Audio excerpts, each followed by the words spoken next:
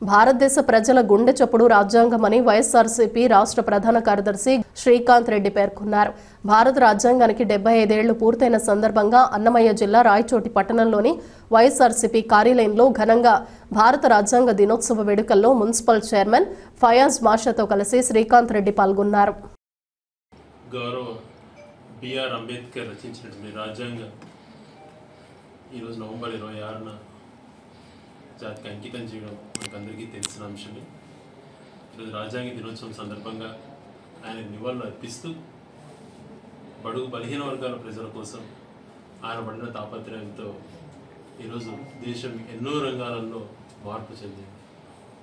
అంటరానితనం రూపుమాపడం దగ్గర నుంచి అట్టడుగు స్థాయిలో వాళ్ళకు కూడా విద్యా ఉద్యోగ అవకాశాలు కల్పించిన మార్గాన్ని నిర్దేశించడం, రాజకీయ పరంగా ఆర్థిక పరంగా ఎన్నో రకాల ఆదుకోవడం, వాళ్ళను ఒక బడుగు బలహీన వర్గాలనే కాకుండా ప్రపంచమంతా కూడా భారతదేశం వైపు చూసి విధంగా రాజ్యాంగాన్ని రచించడం జరిగింది. ఆయన స్ఫూర్తితో ప్రజాస్వామ్యం కొనసాగుతూ అంచెలంచెల విశ్వాసంతో ముందుకెళ్తుంది. దురదృష్టకరం ఏంటంటే ఇవాటి రోజులలో ఆయన విలువలను పాటించకుండా రాజ్యాంగ విలువలను తొంగలో తుంచి అరాచక పాలనలు కూడా చేయడం మొదలవుతూ ఉంది. ఇది మంచి సాంప్రదాయం కాదు. ప్రతి ఒక్కరికి భావస్వేచ్ఛ దగ్గర నుంచి అన్ని రంగాలలో కూడా స్వేచ్ఛను హరింపచేయటం, ప్రతి విషయంలో రాజకీయ పరంగా ఆలోచన చేసి వ్యక్తులను కులాలను విడతీసేటువంటి ఆలోచన చేయడం కూడా చాలా బాధ కలుగుతూ ఉంది. అనేకమైనటువంటి వ్యక్తులను ప్రభుత్వ వ్యతిరేక వార్తలు రాయకూడదు అని చెప్పి ఎమర్జెన్సీలో కూడా ఇటువంటి నిబంధనలు ఇటువంటి పరిస్థితులు లేని విధంగా కూడా రాష్ట్రంలో ఈరోజు మనం చూస్తున్నాం. ఏ ఒక్కరు గొంతు విప్పినా పోలీసుల ద్వారా భయభ్రాంతులకు గురి చేయించడం, వ్యక్తిగతంగా బెదిరించడం, చట్టంలో ఉన్నటువంటి లోగుసులను దాన్ని పట్టుకొని రాష్ట్ర వ్యాప్తంగా ఎక్కడంటే అక్కడ కేసులు బుక్ చేసి హరాస్ చేయటం మంచి పరిణామాలు కాదు. మేము ముందు నుంచి కూడా అసభ్యకరమైనటువంటి వ్యాఖ్యలు చేసేటువంటి ఏది కూడా సమర్థించం. మహిళలను కించపరిచేది కూడా ఎప్పుడు సమర్థించం. అవి కాకుండా పాలసీ మ్యాటర్లలో ప్రభుత్వం చేసేటువంటి తప్పిదాలను చెప్పితే కూడా ఇష్టానుసారంగా వ్యవహరించడం సమంజసం కాదు అని చెప్పి తెలియజేస్తున్నాం. గమనించుకొని ఈరోజు మనం పట్టణంలోనే కళ్ళ ముందర కొన్ని కనపడుతున్నాయి.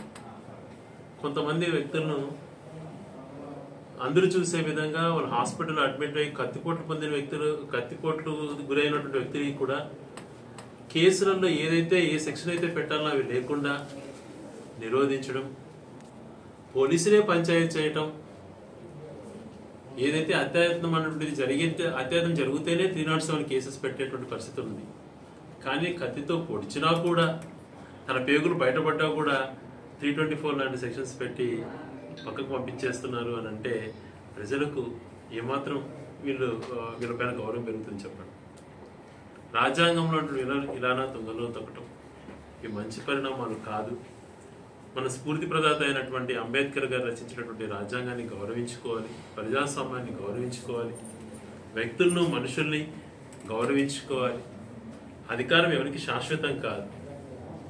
ఇటువంటి అలవాట్లే రేపు పొద్దున మళ్ళీ రిపీట్ అయ్యేటువంటి పరిస్థితులు తీసుకురాకుండా విలువలతో రాజకీయాలు చేసే విధంగా ఈ ప్రభుత్వం వ్యవహరించాలా అని చెప్పి కోరుకుంటూ, అదే రకంగా మనం చూస్తున్నాం రాష్ట్ర స్థాయిలో లేని అంశాలను తీసుకొచ్చి బురదజల్లేటువంటి కార్యక్రమాలు. ఈరోజు సెకీ అంశమే ఉంది. విద్యుత్ ఒప్పందాలకు సంబంధించిన ఆదాని అవినీతి జరిగింటే ఎవరిని వదలకూడదు. కానీ ఈరోజు ప్రభుత్వ పరంగా ఆ డీటెయిల్స్ అన్ని చదివినప్పుడు ఒక యూనిట్ని ₹2.47 జగన్ ప్రభుత్వం అన్నటువంటిది గతంలో ఇవ్వడం జరిగింది. అది అవినీతిమయమో అని చెప్పి ఈరోజు చంద్రబాబు నాయుడు గారు ఆరోపిస్తున్నారు. ఒకటే చంద్రబాబు నాయుడు గారిని కోరుతున్నాను, అంతకన్నే తక్కువగా మీరు చేయించి దీన్ని రద్దు చేస్తే ఖచ్చితంగా స్వాగతిస్తాం, అభినందిస్తాం. మీరు అంతకన్నా తక్కువకు ఈరోజు మీరు చేయలేని పరిస్థితిలో ఉన్నారు అని అంటే మీకు అది కరెక్ట్ అని తెలిసినా కూడా రాజకీయంగా లబ్ధి పొందేటువంటి ప్రయత్నం చేస్తున్నట్టుగానే కనపడుతూ ఉంది.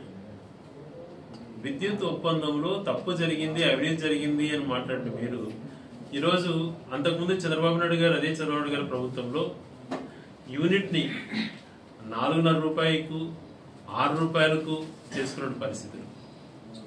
మరి ఒకటే పాలసీగా తీసుకొచ్చి అత్యంత తక్కువగా ₹2.47 ఎంటర్ చేయిస్తే మరి అంతకన్నా తక్కువగా చంద్రబాబు నాయుడు గారు అగ్రిమెంట్ చేయలేకపోతున్నారు, అంతకన్నా తగ్గించలేకపోతున్నారు అని అంటే ఎవరు తప్పు ఒకసారి ఆలోచన చేయాలి.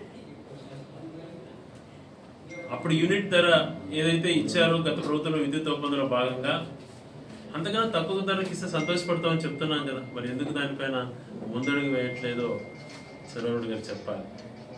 వ్యక్తిగతంగా ప్రతిరోజు ఎవరితో కొంత టార్గెట్ చేయించి రాజకీయ విమర్శలే మేము చేస్తాము అన్నట్టు ధోరణిలో వ్యవహరించడం సరైనటువంటిది కాదు. అనేక రంగాలలో ఈరోజు దాదాపుగా 6 నెలలు పూర్తయిపోతుంది ప్రభుత్వం ఏర్పడి. మరి గత ప్రభుత్వంలో మేమేం చేయలేదు ఉద్యోగస్తులకు అని చెప్పి మీరు విపరీతంగా ప్రచారం చేశారు. ఉద్యోగస్తులు పూర్తిగా కూడా మా ప్రభుత్వం పైన గతంలో మేము చేసినటువంటి తప్పో ఒప్పో ఆ రోజు వ్యతిరేకించారు. అది ప్రజాస్వామ్యంలో భాగం. ఎస్, గతంలో మేము చేయలేకపోయిండొచ్చు, ఉద్యోగస్తులు వాళ్ళ ఎక్స్పెక్టేషన్స్ రీచ్ కాలేకపోయిండొచ్చు. ఖచ్చితంగా తప్పిదం వల్లనే మేము ఓటమి చెందాం.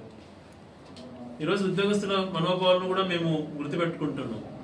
వాళ్ళకు గతంలో మేము మంచి చేయలేదు కాబట్టి ఇప్పుడు మీరు ఏదైతే చెప్పారో ఆ హామీని ఎందుకు నెరవేర్చట్లేదు? గతంలో జగన్మోహన్ రెడ్డి గారు ముఖ్యమంత్రి అయితేనే నెల రోజుల లోపలనే 28% దాకా ఐఆర్ ఇవ్వడం జరిగింది. ఈరోజు దాన్ని ఊసే ఎత్తంటే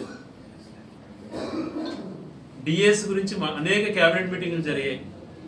ఉద్యోగస్తులకు మంచి జరిగేటువంటిది ఇంతవరకు ఒక్క చర్చ కూడా జరగలేదు.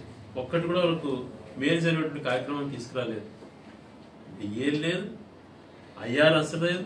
మరి గతంలో ఐఆర్ ఇవ్వకుండా ఉన్నానంటే ఉద్యోగస్తులకు మేము కూడా ఎంతో మేలు చేసినచ్చు. డిఏల విషయాలలో వాళ్ళకి ఇమ్మీడియట్ గా బెనిఫిట్ జరగాలి, ఐఆర్ అంటే ఇంటర్మ్ రిలీఫ్, వెంటనే వాళ్ళకి మేలు జరగాలి అని చెప్పి ఆ రోజు ఉద్యోగస్తులు